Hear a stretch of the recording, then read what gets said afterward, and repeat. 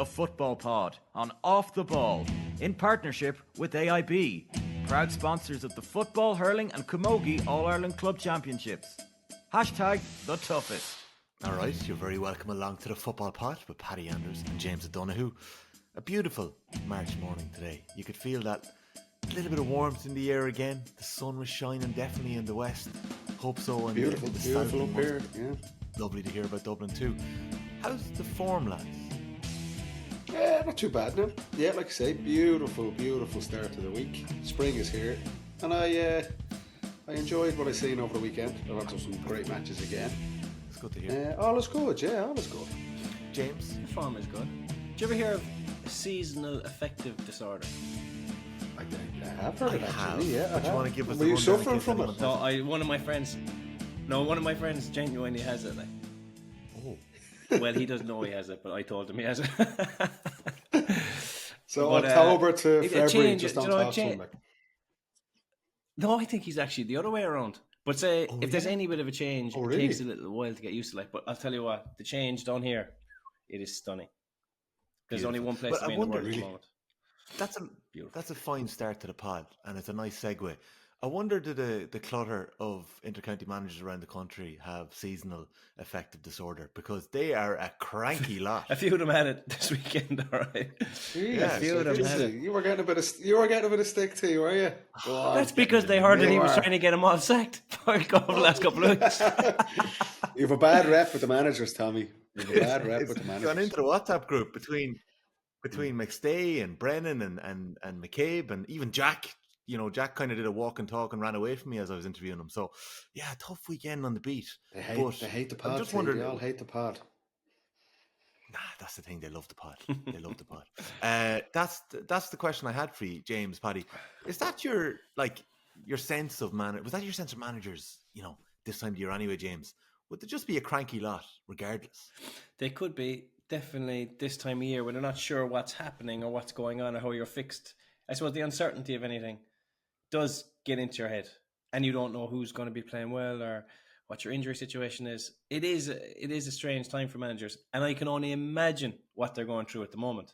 Because even I said last week I was fed up with talk about rules and rule changes, and I just want to have it set now so we can go and enjoy the football.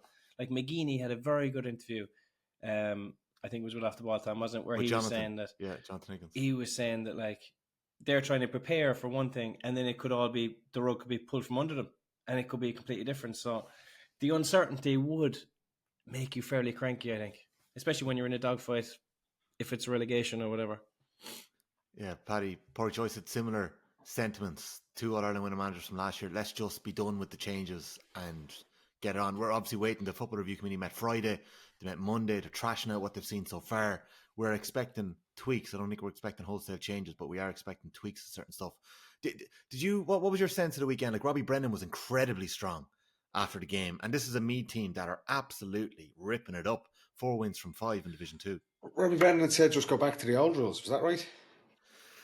But Robbie Brennan said it's an absolute mess. He said that he gets the sentiment, but it's become a mixture of, I'll get the quote for you in a second, but, you know, zonal soccer, a rugby cluster, a scrum around the kickout, outdoor basketball in the attack. What I also heard Robbie Brennan say was that he celebrated like Jose Mourinho down the touchline when Conor Duke's goal went in. So I do wonder, was there a bit of Jose Mourinho in his head when he was doing this post-match press conference? It's one way to distract from Meath's wonderful form so far. I think it's not perfect. We said that. We said there'd be teething problems. We've had 5 weekends of it. I don't think you can honestly hold your hand up and say that the football, the quality and excitement in games has not been 10 times better than what we've seen over the last 3 or 4 years. So the idea of, and I don't know if Robbie Brennan said this, to just scrap it and just go back to the old way, not a fucking chance. No chance. Football needed to be radically changed. It's not perfect. We've seen, even just from the 2 games I watched over the weekend, like the Dublin-Armagh game on Saturday night, there were some errors made from the referees. We said that that's going to happen. I get that. Is every rule change perfect? No, and that's why the FRC are meeting, and there probably will be tweaks to it. The main spotlight seems to be on the goalkeeper side of things. We said this last week, 12v11.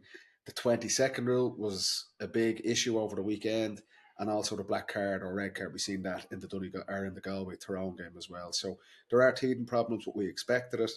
But you can't say on the whole, football, what we've seen over the first 5 weekends of the National League has not been light years ahead of what we had been seeing over the last number of years. So managers are ratty. They would generally see the media as a complete nuisance anyway, so we're not getting them at their best. I think that is the truth. That is absolutely. You're telling me you're doing the beat a lot longer than we are, but I know from our playing days, managers after a match, the last people they want to talk to is the media. They want to try and talk with their team, their coaches. So we're probably not getting them in their best moment. And I agree with what Jimmy said as well, and the point McGeaney made. Like, the season is so condensed, it's so tight. You've got to juggle bringing through players, getting them exposure to these rules. You've got to juggle staying in your division and getting results on the pitch, and you've also got to juggle that. By doing all that, by the way, we also have the championship in about a month's time as well. So we're preparing under these things. There's no break to take stock nearly for the players and the coaches when they're in the middle of it. And then the idea that, and I don't think this is going to happen, but we might just change the rules completely, and what you've been working on for the last 4 or 5 months is out the window. That won't happen. There will be tweaks, like I say, mainly around the goalkeeper side of things. But I do totally get what we hear from managers over the last couple of weekends. They're just a bit pissed off because it is all consuming. There's brilliant football happening. There's brilliant performances happening, but we're guilty of it. We start every single show with the rules. Was this good? Was this bad? So I can see where they're frustrated, but I think overall, Gaelic football is in a lot more positive spot now than it was for the last 4 or 5 years. And I'll be honest, driving down the road yesterday, I was questioning myself a bit. I was like, am I missing something here? Like, am I missing the crowds that are turning out to games? Am I missing the noise in the stadiums, the people on the edge of their seats, how engrossed people are in the game? And I just think there's that. It's not a disconnect, but I think the pressure on managers is off the charts, Paddy, as you're saying. And I think their perspective on it is going to be slightly different to say how the players... They're the last people we should listen to on this. They're the last people. We spoke with this so many times. All managers are focused on is result. We need our team to win this game. So they will do anything by hook or by crook for their team to win the game. They're not thinking long term. They're not thinking, entertainment and crowds and all that stuff. They could not give a shit about that. Their sole focus is on, I need 2 points at the weekend. Yeah. So are they the best people to start listening to and driving change in this? I would seriously question that. No. Yeah, to be honest, I'm going looking for players, James. It could be hard to get players as well. Like, I thought Johnny McGrath and Shane Walsh were very interesting here the last day. Even Ethan Rafferty, when he wasn't happy with certain stuff with Canavan, it was interesting to hear that interaction. What do you reckon, James? I reckon we should just park whatever they're going to do, decide no, and let's go on for the rest of the year. I do not want to question the rules again. You're right. Like, we're talking about the rules so much, and it is frustrating. But like with Robbie Brennan, he is probably the one manager in the country who can speak out against rules because he's actually overachieved. Like, if you're bottom of the league, you can't come out and slate the rules because they're going to say, it's bitterness or it's only sour grapes. Like, Joyce as well. Joyce is in a good spot. Joyce is in a great spot. Yeah. Joyce in a great spot. spot. Joyce is pretty positive on them, though. Joyce is pretty positive. I think that's a good point. But Joyce has fellas playing out their skin. Like, Shane Walsh is just absolutely lifting. But I'll tell you what, if I do have one gripe, and not to be negative, Nelly, it's not rules. It's Division 1. The final of Division 1 is there's fellas trying to not be in it. It absolutely cracks me up. No, it's actually not good enough from the GA, to be honest, that to be happening. Because if you look at Division 2, 3, like, they're all going at a hammer and tongs, right? And as well, in the bottom half of Division 1, look at the dogfight Mayo are in, the performance they've had to put in with 2 wins and a draw recently. Kerry are in a dogfight, Tyrone are in a dogfight. They're going all the way to the end. And Donegal and Galway and these teams have to pull up. They have to... McGuinness is interviewed last night, and he's dead right, by the way. He was like, we have to see what's right for us now to see if we'll even raise a leg in the next couple of games. And we're here then as the media, right, trying to analyse form, analyse teams, analyse rules, and they have to throw their arse to the games. So, like, that is a serious issue as well. Like, that's on the GA. We said this. This letter's been in the post the last couple of years. The No, but National it's League's gone beyond great the joke competition. now. Like, come on, it's your second best And it's competition. like, And it's just push no one wants to the win. championship out by 1 week. And so we have a flagship league final weekend. Players would like it and enjoy it. Chance winning silverware in Croke Park. Supporters, people around the country definitely want to see that. And this is what I'm saying with the managers. They don't give a shit about any of that. It's like, we need our team in the best possible shape for the championship, so we're going to throw ours at the league. And they're entitled to do that. They're not thinking longer term, like that side of things. So, and you don't blame them for it. So the GAA need to make that decision. Go, can we just push this out a week, the start of the Connacht Championship and provincial championships, and give the teams who make the league final the opportunity to go and win a national tournament at Croke Park? But that's not rules related. That's the GAA's fixtures, and we've said this 3 years. This is the third year this, Tommy, is it? We've had this conversation. Yeah. Well said, lads. Well said. It should have been sorted a couple of years ago. It's not, and I don't think it's even going to be sorted next year. But very well said. It's a pity. It's a shame. But outside of all of that stuff, I watched Derry Donegal yesterday, and I thought it was an absolutely brilliant match. Unbelievable game. Unbelievable game. And everything about the rules that help play into it. Derry looked like they're out of sight, playing some brilliant stuff. I was very critical at Derry the week before and was kind of Paddy Tally, those players under a bit of pressure. Their performance against Dublin and Croke Park was not at the races. And you're thinking, they're in a tough spot. They're not getting results. But I thought their performance yesterday, even though they were beaten down the stretch, I thought there was loads of positives. They're in a serious dogfight that the champions could be getting relegated, the way things are looking. They were caught the first day against Kerry where they'd seemed to have done enough to win the game, and the same yesterday. Donegal just caught them at the end. But I thought their performance was, Conor Glass was exceptional. Brendan Rodgers was brilliant. The battles he was having with Oisin Gallen and then Michael Murphy. Conor Doherty, Ethan Doherty, Lachlan Murray, lads. Yeah, player, an absolute player. He's a player, and he was clinical. He was clinical in everything he did, bar the goal chance in the first half with Patton. But I thought he's just so direct. What an exciting player to watch. The only caveat I would have for Derry, and we've seen this in all the games, it was Cassidy and Lachlan Murray inside. And Cassidy, we know, no matter where he's playing, this guy's going to get 5 shots in a match. There may not be 5 great shots, but he pulls the trigger, and he's always good for a couple of scores. And McGuigan was playing a bit further out, and they've trialled this in most of the league games. He kicked his frees, but he was on the edge of the game. You know, he was on the periphery of the game, and you're just thinking, I get it, they're trying to do something. Maybe he's working his way up to form and fitness and all that stuff, but when Derry are at their best, when they're Ulster champions, when they're one of the top teams in the country, McGuigan is central to everything. And if there was one thing yesterday, not a negative, outside the result, but just I thought McGuigan was a bit quiet, and that's I'm kind of seeing that throughout the league with him. But I thought there was loads of positives for Derry yesterday. Their transition, kicking the ball, kicking, and I know they had the win in the first half, but even the second half, really fast transition. I liked the way they were playing. They got some big performances.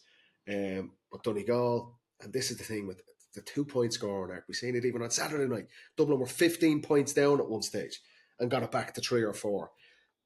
And Donegal the same yesterday. Darrow Boyle, we're talking about guys in the form of their life. He's doing some serious work out at right half forward. Kieran Thompson, long range kicking. Murphy coming on around the middle. Like I know maybe Robbie Talk to us about the impact there, because I had half an eye on it watching the game. It was different from what we seen maybe in the Armagh game where it was all on the scoreboard. You know, he had some massive moments, but yesterday it was around. He was just horsing around breaks. And he was a pig. I liked it. I thought Robbie Brown's giving out, going, it's like a ruckus out in the middle. Yeah, it was class to see.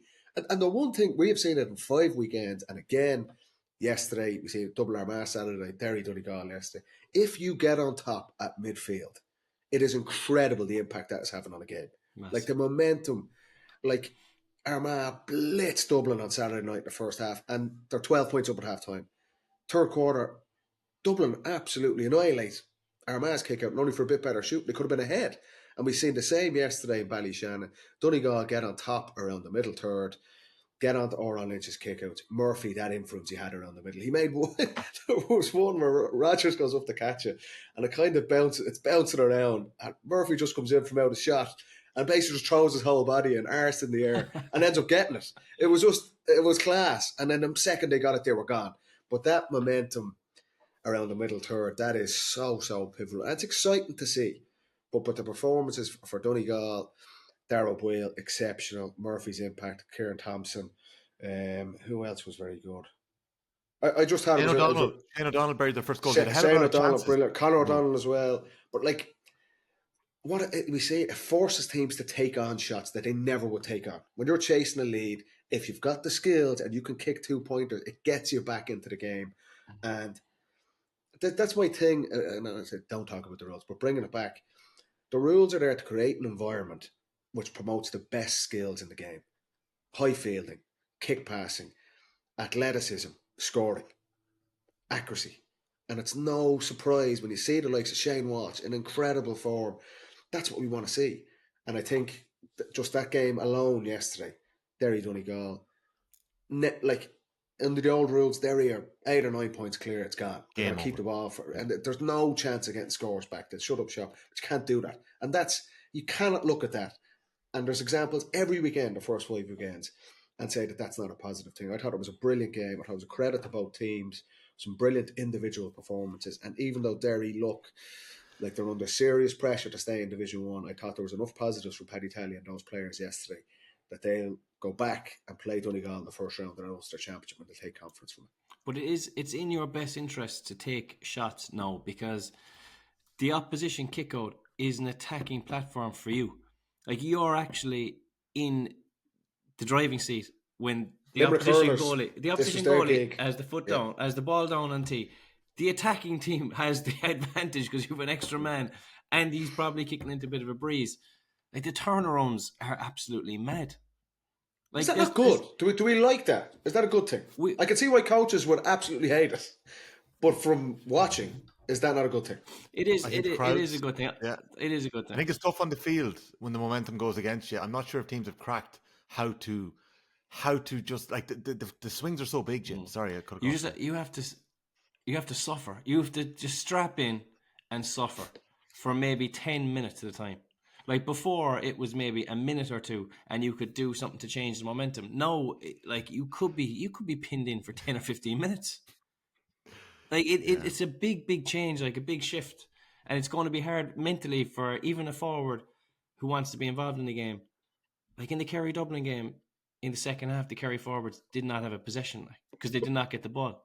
It could happen in a big game this year where you go 20 minutes without touching the ball because you're pinned in on the kickout. Do you think does that play into managers' frustration?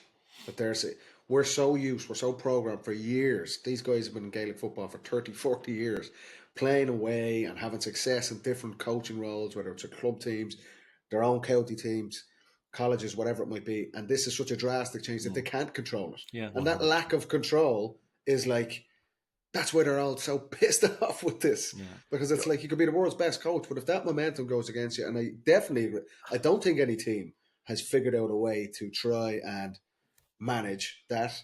What? But that's exciting to watch. Like, say, watching just from Saturday night, Dublin 5 minutes a second after 15 points down, and you're thinking, this is gone. This is a non. And then they get momentum. They get a goal. They get a couple of 2-pointers, and all of a sudden it's still a game again. They don't pull it out of the bag, but that type of jeopardy within games for supporters, for people watching it. I think you spoke to more players on the ground, Tommy, than we have, but players seem to really enjoy it as well. Yes, it's probably more physically demanding because there's just no breaks in the game. Like, nearly every free is a solo and go now. The kickouts have to be gone in 20 seconds. There's no breather. So it's not maybe more, maybe there's not more distance being covered, but just your breaks where you could... Yeah. I made that point that you just made there this morning on Off the Ball Breakfast as well, that lack of control. So the managers used to control where players took a shot from, and you could tell them exactly where you take your shot from. Managers used to control where the kickouts went and that they'd have possession straight away. And I think that's absolutely feeding into the frustration now. Managers do not have the control they've had for the last 15 years. Back in the 60s, when Johnny Cullery was playing ball with Kerry, he did that interview with Owen Sheehan, James, and he was talking about the fact that the manager would just turn up on the day. The lads would train themselves. You know, they would pick the team themselves, and the manager would kind of just help them out on the day, and that was really it. You go maybe 10 years later, and you know there could be 10 selectors with a manager, and it could be like a committee that would be picking the team. And I just think that the cult of the manager became so they had a stranglehold on the game. And I think that's being loosened a little bit at the minute, and we're seeing a little bit of kickback of that. I can understand the frustration. I can understand. Nobody likes change, Tommy. Nobody likes in change. anything. But, everyone hates fucking change. And I've been wondering, and I asked Paddy Dunnican the same thing on the football pod last week. When is a keeper going to crack these short kickouts, right?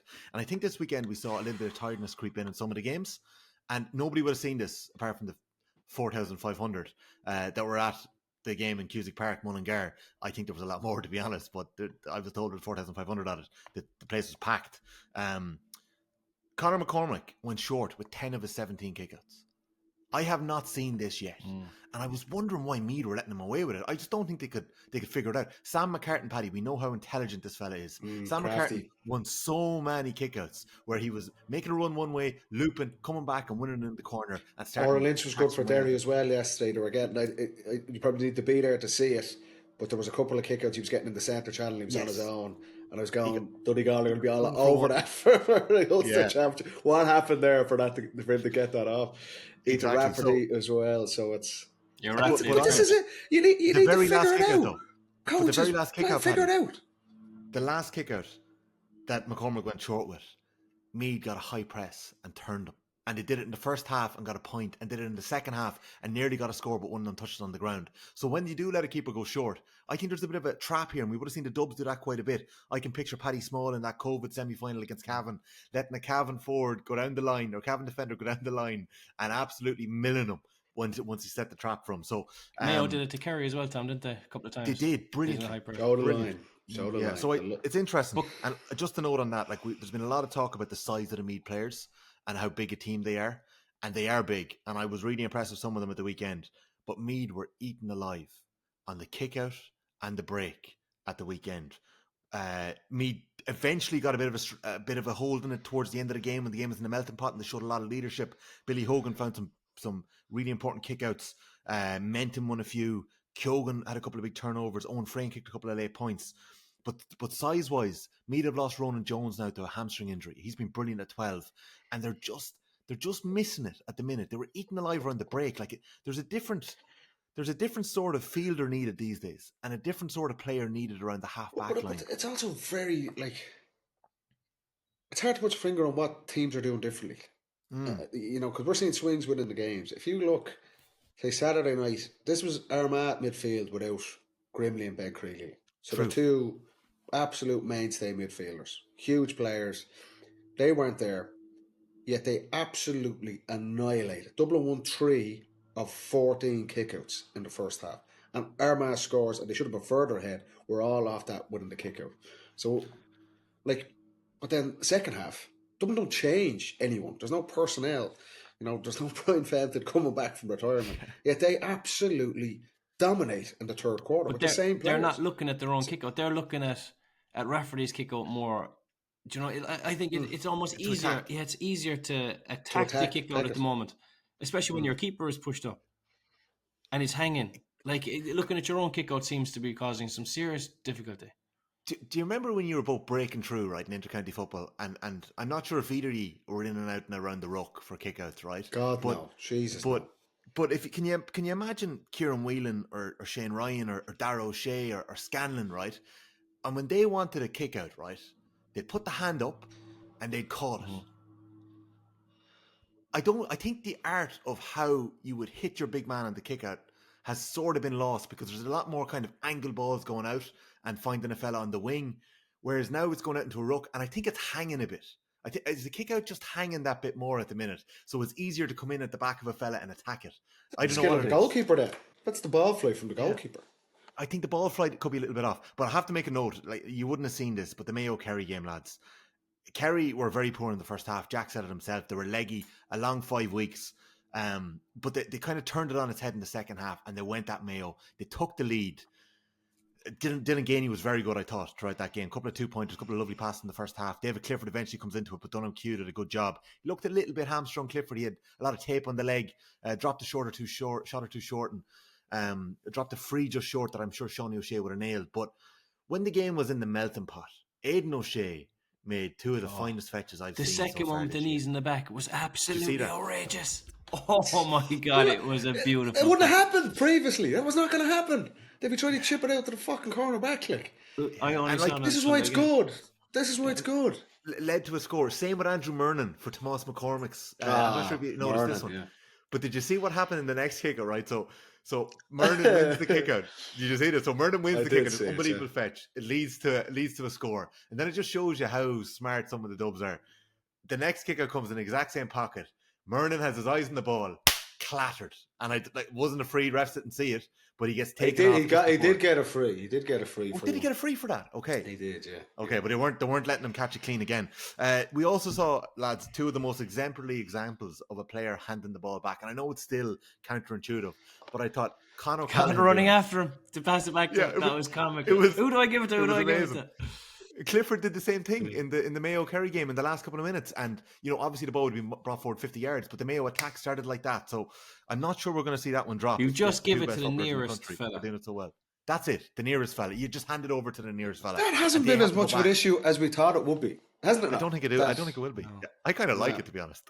The 50 metres so far, but in the Armagh Dublin game, when Rafferty was fouled at the end, the ref brought the ball up. Rafferty, get out of it. That was ridiculous. But the ref brought that up 100 metres. He actually did, because he was fouled. He was fouled about 21 yards out. The Armagh D. He brought it up to the top of the D. I have to say, and I was waiting for a bet to come in. I needed that point to go over. I was like, Brian, keep going, keep going. I think the referee was absolutely shattered by the end of that game. There was, the end of the game got messy. You can't blame him. There's a lot of getting used at the minute. It was messy, though. It was a messy last 10 minutes. It was. I thought Rafferty was very good, lads. He was. This is, I'd say, too good. His brilliant pass for McCambridge for the goal. It was, but I loved that from our mass perspective. That's the 12v11 that they had to play.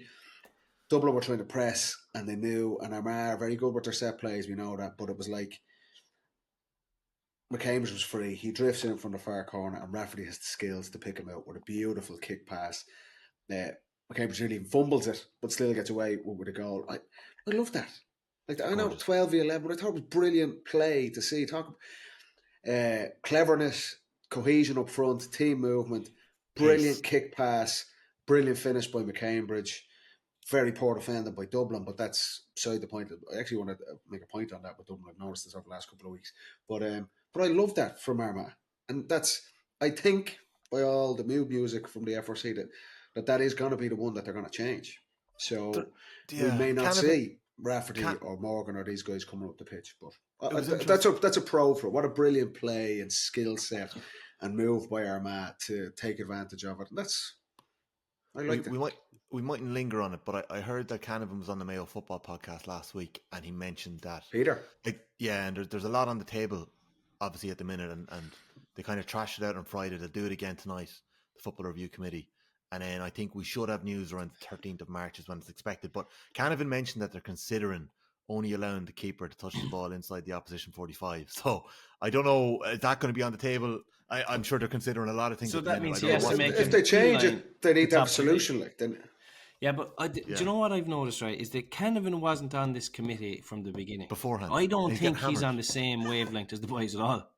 Honestly, if you see... Can we get Peter Canavan on the football pod, lads? Let's hear from the great man himself. He's getting blamed for everything. Well, he shouldn't be blamed for anything, but I'm saying, because the initial FRC were very... kind of... They were on the same page and nothing was ever questioned or this is the way we're going. It was very tight-knit.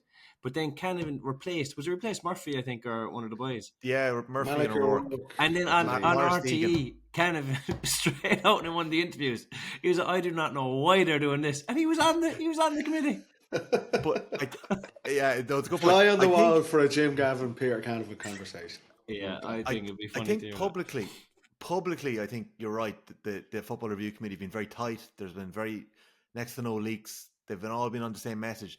But as far as I'm aware, privately, there's a fair bit of debate. Has to be. There's a fair bit of... Should there be? Even between the three of us, we'd probably disagree about... everything. Yeah, do you know, there'd be one for one thing, maybe two for the other. It's the personalities, you've got to get different perspectives of things. Exactly. And you've got to separate, I suppose, opinion and fact and stats and all these sort of different things as well. Lads, let's take a quick break on the football pod. There's loads more to talk through. We have another pod coming this week. A lot of good feedback to the Paddy Dunnigan interview last week. You two boys are going to have to pull out an interview or two soon, because we've 15 players to get in here, so we're going to have to get working on it.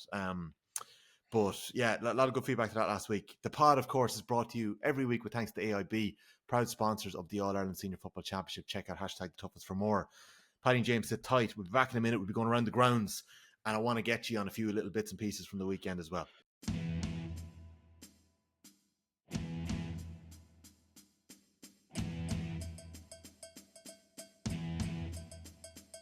You're very welcome back to the Football Pod with Paddy Andrews and James Donahue.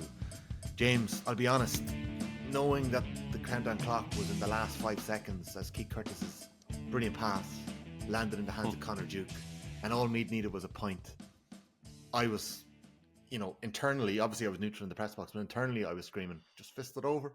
It's the only time I've ever felt myself say it. And the Gosson, playing in his first ever, National League campaign, kicked 5 points last week, 2 2-pointers, 3 points from playing the first half today, roofs it into the top corner of the net. Talk to me about that finish and the moment. I called him a lunatic on the field after the game. I think he was a little bit out of it. First of all, I don't know, will that situation happen for another couple of years? Like, the ball coming in last second, draw game, and you're getting a shot off for a goal on the buzzer. And for it to hit the top corner, I tell you, that must have been the greatest feeling of all time. And then the reaction by everyone, a sensational finish under pressure. But I suppose the whole argument is, did he get it off in time in terms of the buzzer or the hooter? And everyone was saying, oh, the hooter was fairly low, or you couldn't hear it. On the video, it was deafening, the hooter. So the hooterer, I'm aware that the hooterer, the hooterer and the hootie. Right, the hooterer, I reckon, was in the vicinity of where that video was being recorded. So we've seen footage that can't be released, right? And because it sounded pretty clear on that, yeah, and it's very clear. You couldn't hear it in the ground, right? And now I was also behind perspex glass in the press box, so it bloody ruins the atmosphere in that sense when you're trying to do live radio updates. But that's just a minor media issue, but we'll figure that out again. But you can't hear it in the ground, and I was told by some of the local Westmeath journalists, Jerry Buckley amongst them, that even on a club game, you can't hear subs being announced when it's quiet in a club championship early first round game. So the PA, this is in Cusack Park specifically. Yeah, in TG Cusack Park. So look, I don't think the investment has been put into the Hooter systems and the clocks around the country yet. A little bit of guff coming out of Croke Park that they're reluctant to push ahead with this. I know in the background there's a little back and forth about it. So it's been voted through Congress. I'm surprised that it hasn't been sealed. I'm very, very for the Hooter. Like, even when you're watching a game and you see it's on 62 minutes, you know what has to be done in 8 minutes. Yeah, Whereas I agree. Previously it was like, there's 8 minutes left, but fuck, there could be another 7 or 8 after that. You don't know, you don't know what's going to happen. But now, this so much time you have, get it done. And I must say, that goal is the best thing that can happen with the Hooter. He's got the winning goal right on the buzzer. Like, that is what we wanted. That's what I was thinking when I saw the new rules about the 2-pointer. You're a point down and you throw one over just on the Hooter and you win by 1. Like, the same with the goal.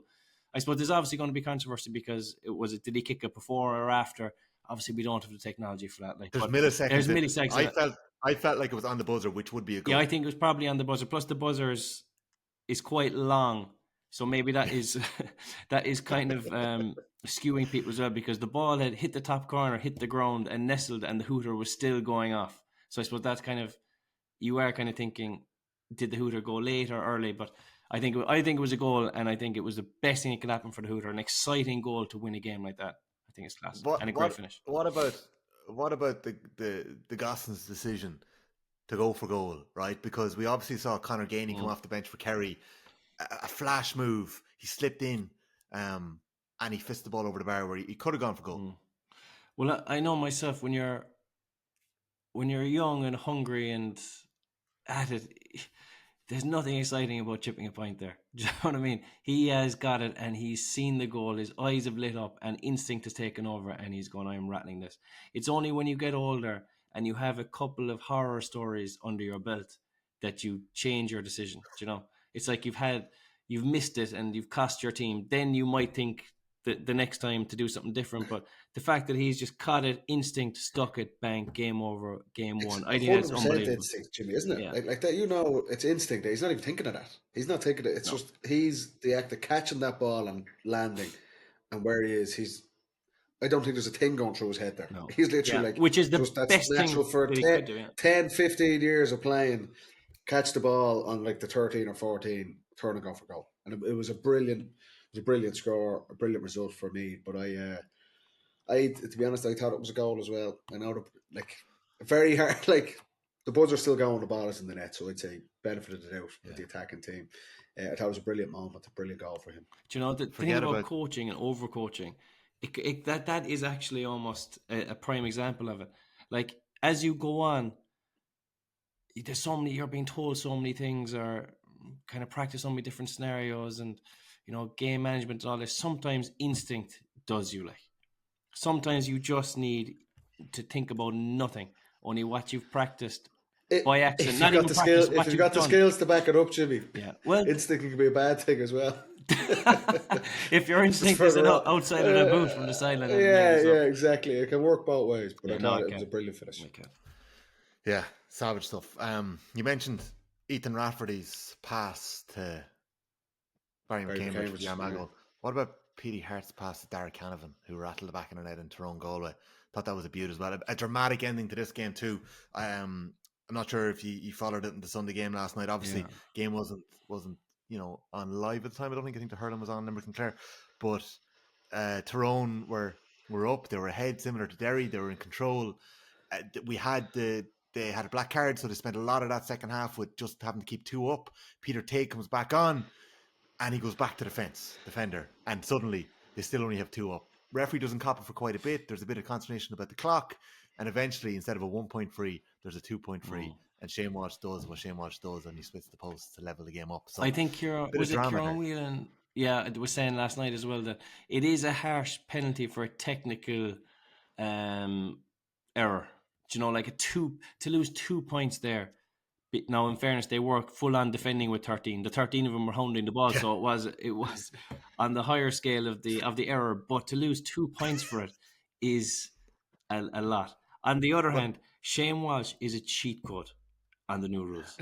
Like, any chance he gets to take a 2-pointer, it's over the bar. Like, even that free, pressure on late in the game, outside the big arc, it was never in doubt.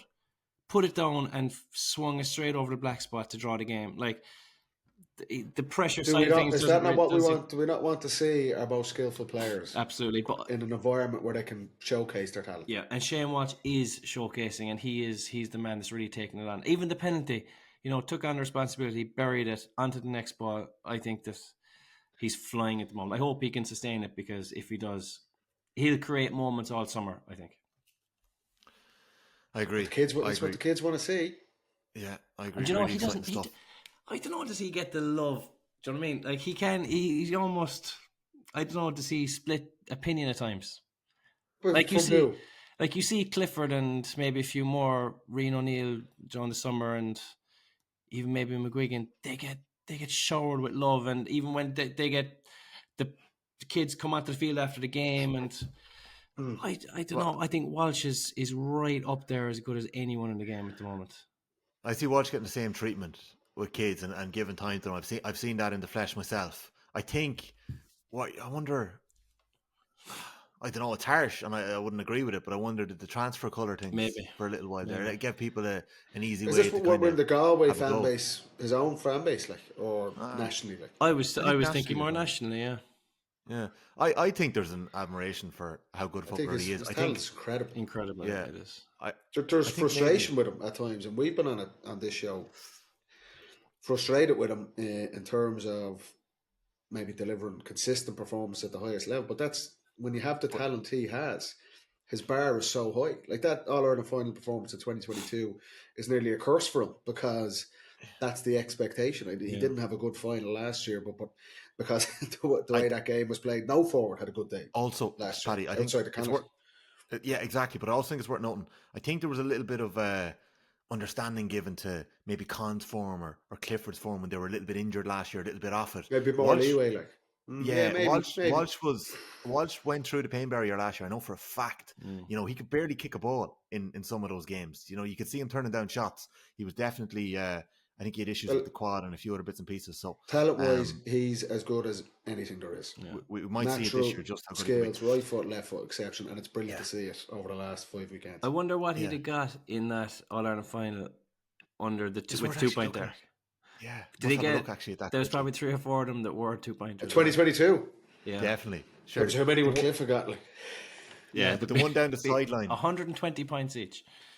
Do you know the one down the sideline, down by the Hogan, where he opens the legs with the big stride and splits between 2 Kerry defenders? It could be Morley and O'Sullivan, and just opens the right foot and curls it into the hill. That one was certainly a 2-pointer. And then there was one in the second half down by the Cusack end when the game was kind of going away from them a little bit. There was a 2-pointer there as well. So yeah, no, that's one we're looking back on.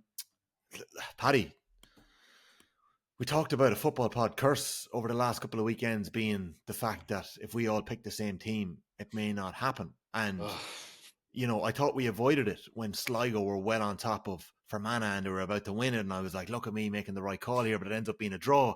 Perhaps the football pod curses if you go for a coffee or a tea off the record with Paddy Andrews during the week, because poor Kildare were caught in the headlights by the Banner County this weekend. Keelan Sexton's late goal securing a huge win for Peter Keane's side. Yeah, they needed it, Clare, but it was going to be a tough game. No, I don't think the flat white. No, it was a tough game for Kildare. Didn't get the result. They should still be all right for promotion, but yes, it's interesting there. Ennis, tough place to go, so it was a good win for Clare. They needed it. Yeah. Ennis is tough. Ennis plays tight. It's a great surface, but it plays tight, and if you lose a bit of momentum there, it's hard to get it back. But that was another one. Clare were a point down, and Sexton went for a goal, and it wasn't a gimme. Like, that was a serious finish into the bottom corner. You think, I can imagine Peter Keane screaming at him nearly, take a point maybe, and look at the kickout. But like, to go for goal there and win the game, and that puts Clare right back in the mix for promotion. Like, talk about excitement. The lead changed, I think 3 times in injury time or towards the end of the game. Dermot Coughlin back in the field. You would have seen him in the Munster final, how good he was in the first half last year. I know you were impressed, James, at times with him over the last couple of years with Clare. Coughlin comes back on. Great command of a football, real good control. There's a bit of a Garrity in him, I think, at times. That's kind of what I see when I see him playing football. He gets 2 points. He puts Clare ahead entering injury time. Then Alex Byrne sends over another 2-pointer. He kicked 2 2-pointers in the game to send Kildare ahead by a point. And as you mentioned, Sexton goes for the juggler late on, hitting the bottom corner. Savage stuff. Magic. How can anyone say that's not unbelievable excitement to watch? And for traditionalists, unbelievable skill. So you're taking that for the diehard GA. What unbelievable moments of skill from those players. All young people watching it go out and start practicing those skills, and for us muppets in the media, it's unbelievable excitement for us as well. Like it's, I can't get over the negativity around it. Yeah, I think it'll all settle down, and I do think that there's an element of that the pressure is on the managers like it is on no one else, and I do think it suits them down to the ground a little bit too to get the conversation motoring elsewhere. That might be a little bit cynical of me, but I think there's an element of it. Like, just to mention, like, the Clare forwards that were in action: Aaron Griffin, Owen Cleary, who's back, Keelan Sexton, Conor Meany started, Kieran Downs, Emma McMahon, and then obviously Coughlin coming in. A lot of quality there on the field. The Kildare forwards: Dara Swords, who I would have seen in Leinster club action earlier this year, Kevin Feely, Niall Kelly, Ben McCormack, Callum Dalton, who's been very impressive, and Alex Byrne. And then you've got Jimmy Hyland coming off the bench, and they're missing Kerwin there as well. So, like, there's a lot of quality there. Daniel Flynn comes off the bench in the 70th minute as well. So I think Kildare-Westmeath in Newbridge, I flagged it already a couple of weeks ago, that is going to be a cracker in Leinster early doors. But that was a great game in Zimmer Biomet, Park Kissogue in Clare, as it's just been named over the weekend. So that's one to keep an eye on. For that, lads, the other games that are worth flagging, right? So we're going to come back to this on our members pod later in the week, but Monaghan Meath in Navan now is going to be an absolute cracker. Monaghan 127, Loud 121. Loud came back late on. They were 15 down, I think, at one stage in this game. They got it back to 3. Of course they were. Rory Began. Everyone was down 15 at some stage. Better off being down by 15 and then start going after it. Like. Well, Roy kicked, I think, 4 2-point frees and a penalty as well. Yeah, unreal. Love it. And then Began nails 2 2-point frees as well against the wind. Of course he does. Is there any point in him going for a 1-pointer anymore? Like what is... It depends. Forget that. Like, just go for 2-pointers. Like. Yeah, so that was a big win for them. And Cavan have produced it again. Cavan are kind of outside shots here from motion. I don't think they're going to get there, but they're on 6 points. Roscommon Monaghan and Meath are locked on 8. Rossi's got back on the track though, didn't he? Yeah. I think it was a messy game now. I think Cork were very poor, hit the bar twice, but a lot of breaches of the 3-up rule. I think they got done for Ben O'Carroll's goal. They kicked it back into their own half. The keeper couldn't touch it. He's out of nets. So O'Carroll gets it, skins him, and puts it in past the defender on the line. So, Rossi's 221, Cork 13 points. So it's Monaghan top of the table, Roscommon second, Meath are third, all 3 on 8 points. It's score difference if all 3 are on the same points. Meath have Roscommon on the head-to-head if it ends up going to head-to-head. And Meath Monaghan essentially feels like a shootout for promotion in Navan on St. Patrick's weekend. So that is going to be a cracker.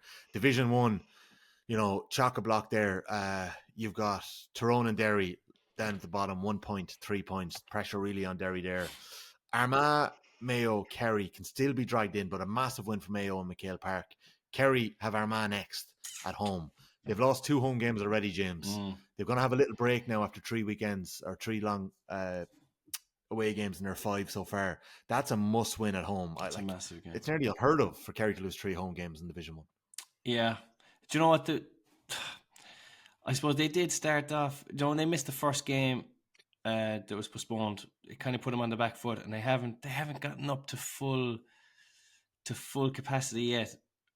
A week off will do them good. I think that game is going to be massive. But like Armagh have come on every game, they seem to be improving.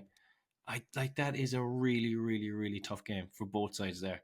And again, Armagh coming down to Clarny, they'll smell a bit of blood. They'll want to kickstart their year. A win there will be huge for them. But Kerry need the win to survive. Armagh had the chest out against the Dubs and the Athletic Grounds. I kind of felt that was going to happen. I know, Paddy, you were up against it on the members pod with your pod picks, but you were the one who chose that game. Yeah, so probably shouldn't have chosen that. I think O'Donoghue has joined you at the bottom of the table there. Hang on. Armagh were very good, didn't they? You joined James. James, you're still a point off. You're still at the bottom of the table. That's fine, but when I do eventually catch you, which is an absolute a win, not if, right? And say I'll be joint second. I won't be joint bottom. Just to let you know. You'd be picking Gibbies then. Is that what you're saying? Like? No, but Tommy, if we were all on the same points, then Tommy would say, and joining James at the bottom is no. It's the other direction I'm going. I am on the way to the top. Well, let's see it. There's a couple of weekends left. You might catch up with me. We'll do our members pod and we'll do our picks. I'll calculate the table later in the week. But I think it's level. Right? As always on the pod, I'm ahead. 2 from 3 this weekend, and fucking Sligo letting me down. I just want to mention briefly, Aoife Lane got in touch. Has done a lot of great work with the WGPA over the years, and she's doing a research project on women in Gaelic games. She's looking to gather and share a sense of women's experiences, good and bad. The more responses, the better. So it's to do with women's football and the LGFA. So I'm going to share the survey on the Football Pod link. And if you're a parent, a coach, a supporter, a player, referee, administrator, employer, get in touch and do that survey. So I'll share that survey later on. Obviously, the more to do it, the better, and the better research that Aoife will be able to gather there on that one. So best of luck with that. Look at loads of great football over the weekend, loads of interesting stuff. There's a break week next week. We'll have a members pod this week. We'll have a members pod the week after. And we'll also know by our members pod next week what, I suppose, rule changes there may be, if there is going to be any more. And hopefully then that is it for the rest of 2025. Anything else to leave us with, lads? When say they do come back with this, maybe 2 or 3 changes. Is that it then for 4 years? 4.5 years? At the end of the season, they can do another review. It'll all go to Congress. So there's another review at the end of the year. Yeah. Okay. So essentially, the year itself is a trial. So it'll all go to review at the end of the year. We have a hell of a lot of questions and comments in. I'm going to get to them all on our members pod later this week as well. Paddy and James, enjoyed that. Anything else before we leave it there? No, loads to go on. That's it, baby. There's that. There's one clip I actually might play just on the referees and the 20-second time limit, because we might briefly touch on this. It felt very punitive in the Kerry or the Dublin-Armagh game. Comfort got stung for 15 seconds twice. I think we know that. But Shane Manton got in touch. He was playing at the weekend. He's a dub. Just have a listen to this. It might just cause a bit of consternation down the line. And just to remind you, the 20 seconds is supposed to be guidance, so it's up to the referee's discretion. They may have to relax that 20-second rule to be a little bit more because of situations like this that may arise. So this is Shane Manton, who got in touch on the Football Pod Instagram. Right, lads, just a quick one on the 20-second kick-out rule. Playing Junior B for Fingallians against Baldoyle yesterday on Dogfight, and the 20-second kick-out rule was a non-event, as we only had 2 footballs, a strong breeze, the short panel, only 15 lads on the pitch. So I'd say the kick-out actually took a minute and a half every time, so we didn't have to spare a ball behind the goal. But yeah, the referee, we were giving him off the stick over, and it was great crack, but it's a pain in the backside, that rule. So, pain in the backside, and I hope there was no dissent rules for giving the referee stick. In fairness, the referee came into them before the game and said, look lads, this is the situation, this is the guidance, but we've only 1 ball or 2 balls and there's wind, so I'm going to give you as much time as you need. And he reckons it took about a minute and a half, so there was no real cause there. It's going to take a bit of common sense, and it's going to take a bit of cleaning up, but I think that's one, Paddy, that certainly needs to be cleaned up a touch. Maybe just relaxed a bit, the 20 seconds. Yeah, as we were saying beforehand, I don't think it was a major blight on the game. Goalkeepers wasting time. I didn't feel like that was a massive thing anyway. I did think it was a bit farcical the other night in the Armagh Dublin game. Both teams getting pinged when I don't think either side was actually trying to game anything. And it just throws up, and we know this is going to be a massive issue with these rules. We're looking at the very top end of the game here, senior intercounty, and there's teething issues with this, with linesmen, umpires, all that type of stuff. I think bringing these into the club game is going to be a whole other kettle of fish. We're seeing it now. All the club leagues are on at the minute. It's going to be very difficult to try and manage that. That's another issue coming down the tracks for the GAA, but we'll have to wait and see. Yeah. Paddy Andrews, James O'Donoghue, enjoy the rest of your Monday. I will catch up with you later in the week for our members pod. Looking forward to it. Thanks everybody at home for tuning in. Hope you all enjoyed the football at the weekend, even if you were tearing your hair out at times. I think it's hard to deny that it's exciting at the minute and it's getting us off our seats. Cheers, lads. Cheers, boys.